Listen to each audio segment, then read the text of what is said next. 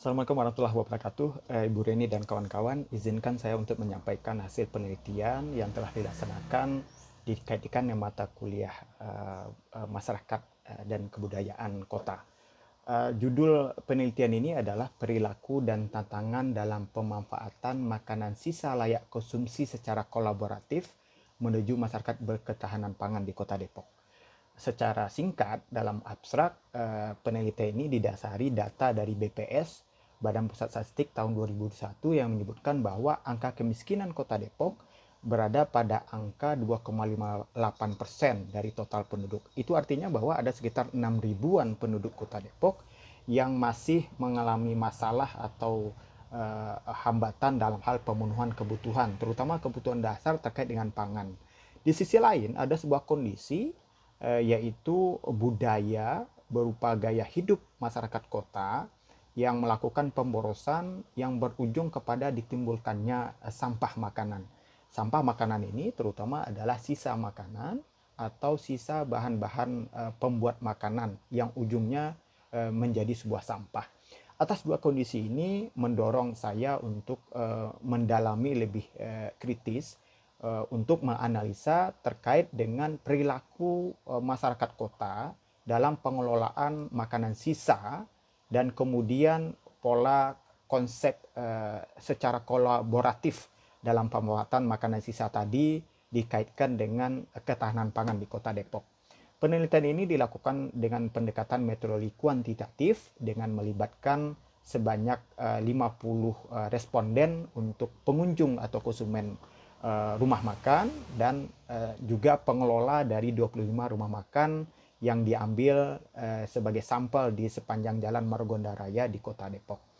Nah, hasil penelitian ini menunjukkan bahwa dari sekian pola pengelolaan makanan sisa di rumah makan, maka responden secara mayoritas menunjukkan memilih pola pengelolaan makanan untuk didistribusikan, untuk dimanfaatkan sebagai makanan layak konsumsi bagi warga masyarakat rentan yang ada di Kota Depok. Itu tentu terkait dengan yang 6 ribuan tadi.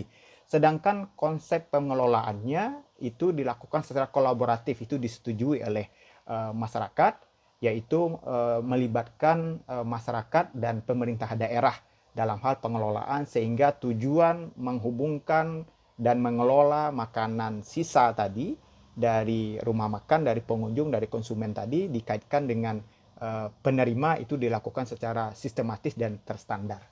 Nah, kata kuncinya ada tiga, ada sampah makanan, bank makanan, dan ketahanan pangan.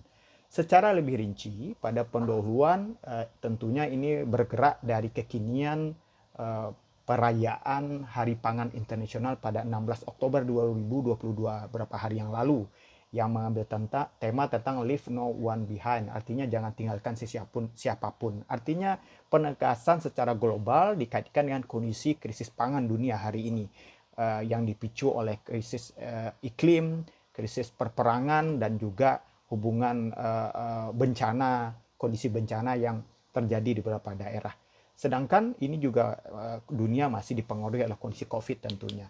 Nah, hal yang sama juga semangat untuk concern bagaimana mengutamakan pangan ini juga menjadi bagian dari 19 hal yang ditekankan di SDGs ya, yaitu no hunger, bagaimana pengentasan kelaparan yang ditargetkan akan bisa diselesaikan pada tahun 2030 yang lalu. Nah, di sisi akan adanya sebuah pola atau gaya hidup yang sangat hedon atau bertentangan dengan kondisi kelaparan tadi, bagaimana sebagian masyarakat di kota-kota dengan pola hidupnya tadi membuat timbulnya sebuah masalah baru berupa sampah. Sampah yang dihasilkan dari sisa makanan yang tidak bisa dimanfaatkan atau belum dimanfaatkan. Nah, sebenarnya ini telah didapatkan data sebelumnya dari Bappenas yang menyatakan bahwa Bappenas bersama dengan FAO menyatakan bahwa Indonesia termasuk negara terbesar nomor 3 penghasil sampah makanan. Sampah makanan dari tadi bahan yang tidak bisa diproses lagi, akhirnya terbuang, atau ketika konsumen di rumah makan kemudian banyak sisa makanan yang tidak dimanfaatkan yang berujung kepada sampah.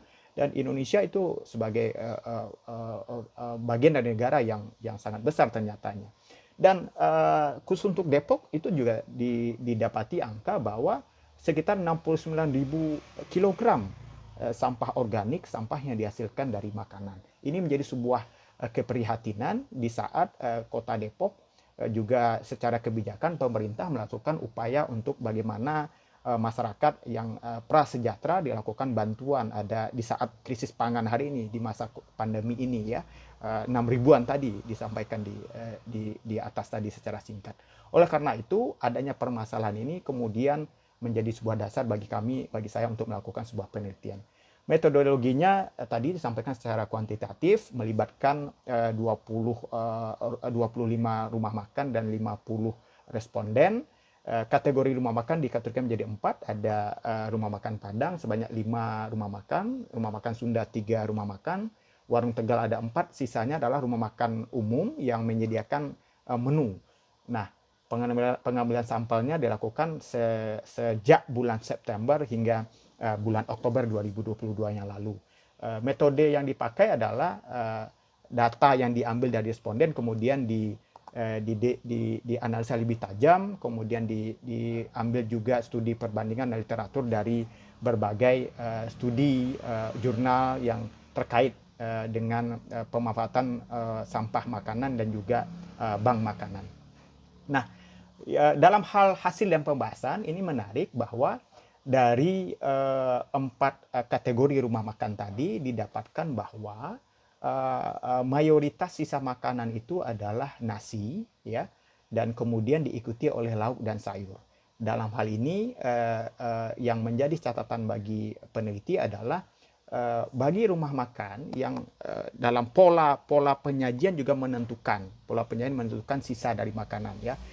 Karena rumah makan Padang biasanya menempatkan nasi dalam bakul, begitu juga rumah makan Sunda, maka konsumen bisa mengatur kebutuhannya sehingga sisa yang ada berupa nasi di restoran tersebut lebih minim dibanding dengan rumah makan yang telah menyiapkan menu karena tidak ada pilihan lain, standarisasi sesuai dengan makanan.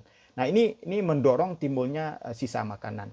Artinya bahwa 20% dari data ini, 20% makanan yang tersisa tadi, ada perilaku yang dilakukan oleh masyarakat adalah itu dibawa pulang. Selebihnya 80%, ini menarik sekali, 80% itu justru ditinggalkan atau dibiarkan. Dan itu berujung kepada sampah makanan ya. Nah, dalam konteks hari ini, dalam konteks meninjau perilakunya, tentu dikaitkan dengan tipikal tadi ya, ada nasi, ada sayur, lauk pauk tadi, maka dari responden menyampaikan sebuah pilihan, makanan sisa tadi itu bisa disetujui untuk dimanfaatkan. Jadi diberikan kepada pihak-pihak asalkan dikelola dengan sebuah standarisasi dan perorganisasian yang tepat. Nah, perilaku responden terhadap makanan sisa tadi bahwa tadi 20% awalnya itu dibawa pulang, kemudian itu akan bisa dimanfaatkan terutama atas sisa makanan rata-rata 1/4 porsi ternyata ya. Jadi rata-rata itu kenapa ditinggalkan itu maksimal 1/4 porsi untuk perorangan ya. Atau kalau rumah makan tadi sekitar 5 porsi per piring itu yang makanan yang disisakan. Ini menjadi sesuatu yang jika diakumulasikan kepada rumah makan lain atau pengunjung lain itu tentunya akan menjadi besar ya. 1/4 porsi bagi porsi atau piring per orang atau 5 porsi per piring per restoran. Nah, tantangannya ke depan bagaimana kolaborasi ini menjadi pembaharuannya dari riset ini bahwa sekitar 84% responden menyatakan dan menyetujui bahwa pengelolaannya dilakukan oleh masyarakat dan pemerintah. Jadi bersama-sama, dibuat standar yang sama, dilakukan proses kampanye secara bersama-sama sehingga orang tertarik. Orang mengetahui bahwa makanan di restoran ini dengan tanda khusus disiapkan kemasan juga terukur, yang higienis, ada proses juga pengemasannya sehingga masyarakat bisa dari awal, jadi nggak dicampur dulu kalau memang nggak bisa dikonsumsi. Jadi disiapkan, dipisahkan dari awal, kemudian dikemas. Setelah itu, dengan adanya kolaboratif tadi, maka semua atribut fungsi sarana prasarana pemerintah bisa langsung mengambil, kemudian distribusikan kepada masyarakat rentan tadi. Dengan hal ini dapat disimpulkan bahwa posisi kondisi pemanfaatan makanan ini sangat bisa dilaksanakan di Kota Depok, apalagi dengan dukungan semua pihak. Sehingga budaya awalnya boros itu bisa berubah menjadi budaya yang saling berbagi, budaya yang mengedepankan kebermanfaatan bagi sesama. Dari awalnya berujung kepada sampah, akhirnya bisa memberikan sebuah sesuatu yang bermanfaat bagi masyarakat yang rentan pangan. Demikian yang dapat saya sampaikan. Terima kasih. Assalamualaikum warahmatullahi wabarakatuh.